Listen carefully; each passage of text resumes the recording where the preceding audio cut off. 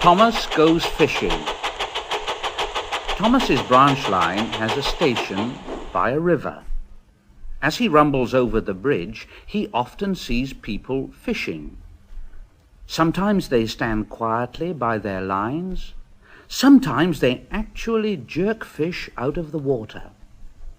Thomas often wanted to stay and watch, but his driver said, "No, Thomas.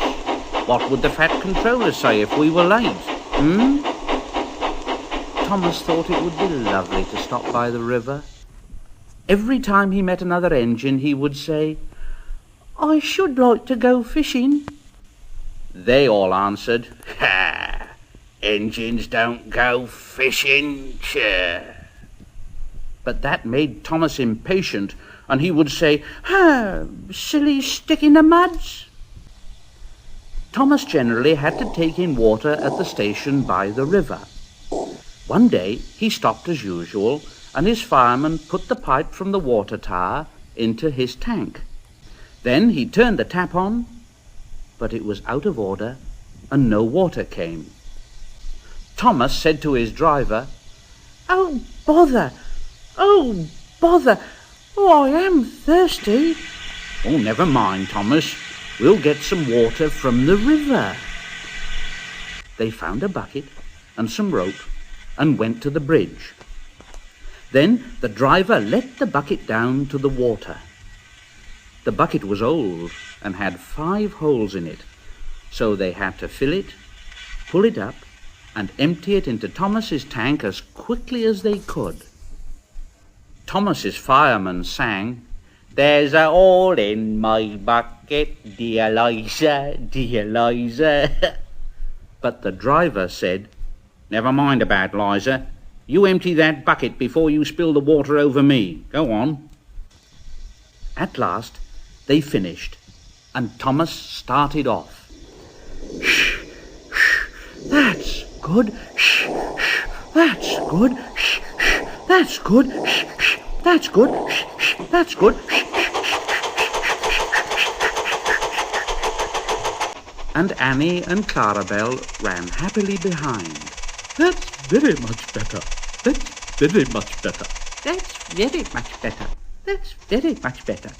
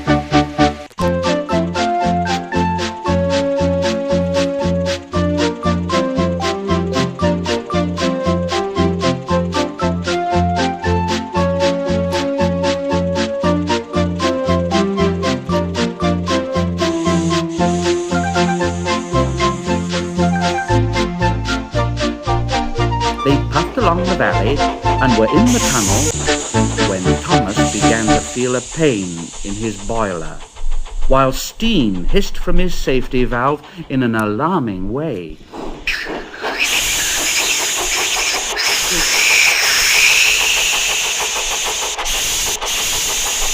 Thomas's driver said, "Oh, there's too much steam." And the fireman opened the tap in the feed pipe to let more water into the boiler, but none came.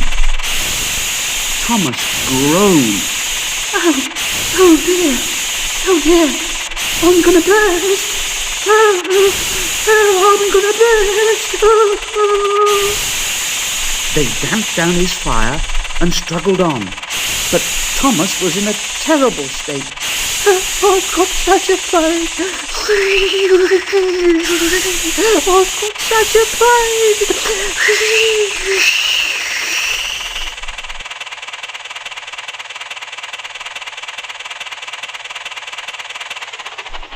Just outside the last station, they stopped, uncoupled Annie and Clarabel, and ran Thomas, who was still hissing fit to burst, onto a siding right out of the way. Then, while the guard telephoned for an engine inspector and the fireman was putting out the fire, the driver wrote notices in large letters, which he hung on Thomas in front and behind. Danger. Keep away. Soon the inspector and the fat controller arrived.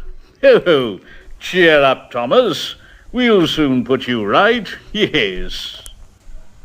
The driver told them what had happened, and the inspector said, Oh, so the feed pipe is blocked, eh? Well, I'll just look in the tanks. He climbed up and peered in.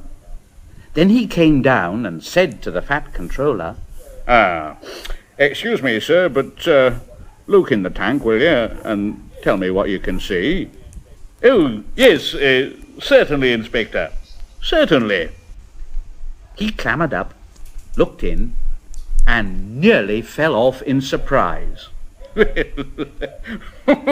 I never, Inspector. Can you see fish? Goodness gracious me! How did the fish get in there, driver? Thomas's driver scratched his head. We must have fished them from the river. And he told them about the bucket. The fat controller laughed. Well,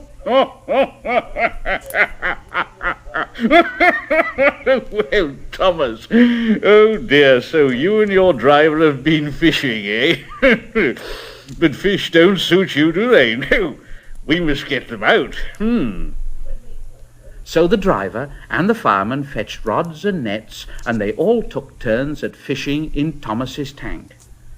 When they'd caught all the fish, the station master gave them some potatoes. The driver borrowed a frying pan, while the fireman made a fire beside the line and did the cooking. Then they all had a lovely picnic supper of fish and chips. The fat controller finished first. Yes. That was good. Very good indeed. But fish don't suit you, Thomas, do they? So you mustn't do it again. And Thomas said, "No, sir, I won't. Engines don't go fishing. It's too uncomfortable."